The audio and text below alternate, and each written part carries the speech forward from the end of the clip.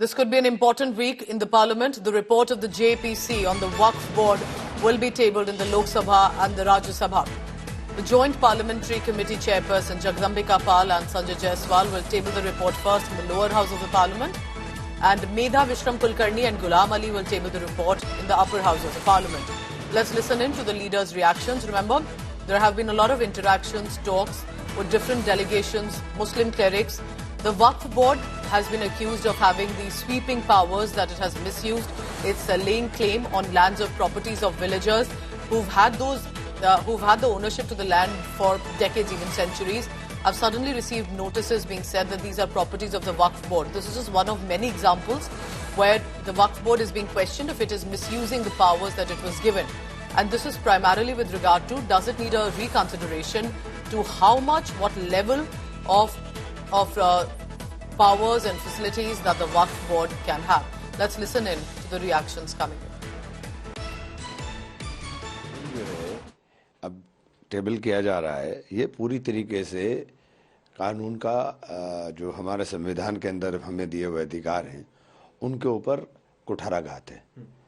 और हमने बार बार पहले भी कहा और अभी भी कह रहे हैं, इतिहास के अंदर ये काले अक्षरों के अंदर लिखा जाएगा कि देश के अंदर रहने वाले अल्पसंख्यकों के अधिकारों को किस तरीके से कुचला जा सकता है। इसकी अगर प्रकाष्ठा देखनी है तो वक्फ है जो बिल ला रहे हैं या कानून जो बनाने जा रहे हैं, इसको देख लीजिए। हमारे साथ बातचीत करने के लिए मौजूद हैं जेपीसी के चेयरमैन जगदम्बिका पाल। सर, आज आप लोग इस रिपोर्ट को रख रहे हैं, इसके बावजूद भी विपक्ष जो है सवाल खड़ा कर रहा है और उन्होंने कहा कि असंवैधानिक है, इस तरीके की बातें कही जा रही हैं। देखिए, विपक्ष लगातार बैठकों में उपस्थित भी रहता था, वहाँ भी सवाल खड़े कर रहे थे। इसके बावजूद हमने 38 बैठकें की, 118 घंटे किया। विपक्ष देश के सभी राज्यों का जब हमने दौरा किया, चाहे महाराष्ट्र हो हमारा, चाहे तेलंगाना हो, गुजरात हो, कर्नाटका हो या तमिलनाडु हो, उड़ीसा, वेस्ट बंगाल, असम, बिहार, यूपी, उन बैठकों में भी सभी सदस्य रहते थे। और इसके बावजूद भी क्यों सवाल खड़ा कर रहे हैं? जब हमने 6 महीने बैठकें की, सभी स्टेक होल्डर्स को बुलाए, सभी स्टेट गवर्नमेंट के ऑफिशियल्स को बुलाए, Islamic scholars, high court, supreme court के लॉयर्स, रिटायर्ड जजेज, प्रोफेसर्स या जो भी स्टेक होल्डर थे वक्फ बोर्ड के, जो टेनेंट एसोसिएशंस के हैं, और इसके 6 महीने के पूरी एक्सरसाइज के बाद हमने ये रिपोर्ट तैयार की। आज स्पीकर साहब ने उसको एजेंडे पर रखा, कार्यसूची पर, उसको हम प्रस्तुत करने जा रहे हैं। और इस रिपोर्ट को हम अडॉप्ट करने के पहले जितनी गवर्नमेंट अमेंडमेंट्स लेके आई थी उस पर हमने सभी सदस्यों से अमेंडमेंट्स मांगा था। उन लोगों ने 44 अमेंडमेंट्स सभी क्लॉज बाय क्लॉज दिया था।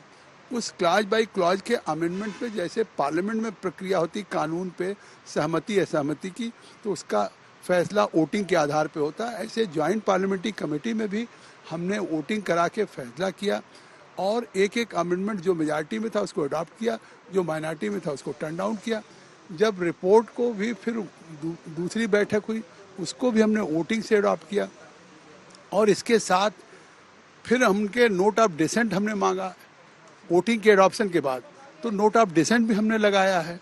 नोट ऑफ डिसेंट के साथ साथ हमने जो स्टेक होल्डर्स के गवर्नमेंट ऑफिशियल्स या तमाम राज्यों के लोगों के साथ हमने बातचीत किया था, उनके भी हमने रिकॉर्ड ऑफ एविडेंस जो स्टेक होल्डर्स के दिए गए थे उनको भी हमने लगाया है।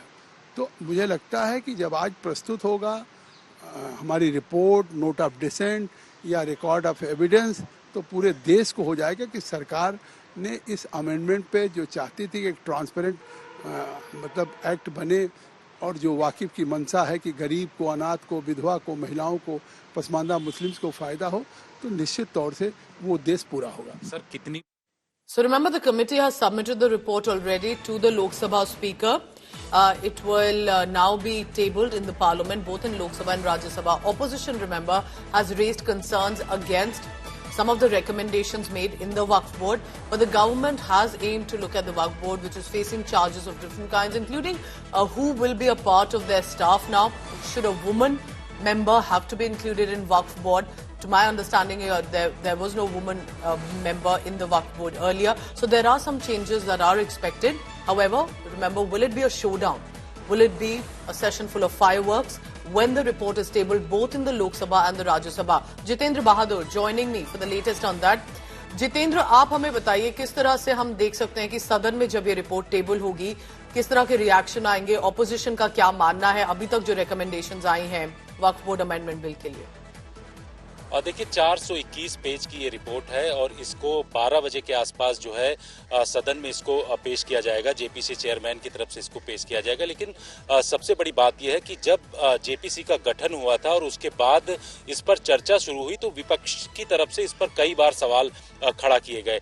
लेकिन जब हमने आज जेपीसी चेयरमैन से इस बात को लेकर के सवाल पूछा तो उन्होंने कहा कि क्लॉज बाई क्लॉज इसको लेकर के डिस्कशन हुआ और 6 महीने से लगातार जो ये कमेटी बनाई गई थी जेपीसी की उसमें चर्चाएं हुई और विपक्ष के हर एक मुद्दों को इसमें शामिल किया गया। इसके साथ ही 118 घंटे तक जो है इसमें बैठकें हुई और इन बैठकों में उन तमाम चीजों को लेकर के चर्चा किया गया जिसमें सवाल खड़ा किए गए थे विपक्षी सांसदों की तरफ से। इनकी तरफ से कहा गया कि जितने भी स्टेक होल्डर्स हैं इस वक्त को लेकर के उनको सबको शामिल किया गया, जिसमें रिटायर्ड हाई कोर्ट और सुप्रीम कोर्ट के जज थे। इसके साथ साथ इस्लामिक स्कॉलर जो थे इसमें जुड़े हुए उनको भी इसमें शामिल किया गया इस बैठक में। और इस बैठक में उनके जो विजन है, उनके जो जानकारी उनसे ली गई और उसके बाद इसको शामिल किया गया और रिपोर्ट तैयार करके लोकसभा स्पीकर को दिया गया था। आज 12 बजे सदन के पटल पर इसको रखा जाएगा और उसके बाद सरकार इसको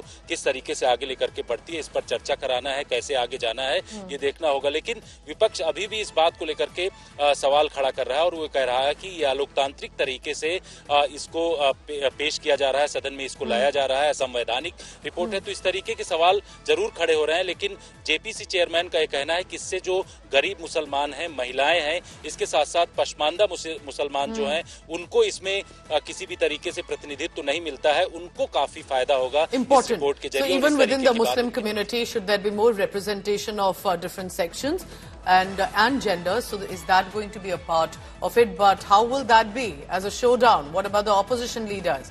We'll be tracking that and more as and when the report is tabled.